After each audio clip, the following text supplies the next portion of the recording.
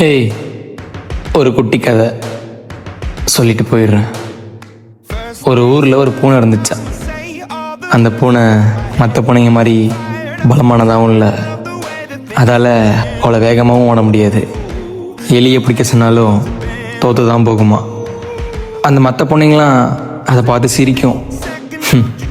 ஒரு நாள் அந்த பூனைக்கு தூரத்துலேருந்து ஒரு வாசனை வந்திருக்கு. அதுவும் ஒரு பெரிய சோத்துக்கு பின்னாடி இருந்து.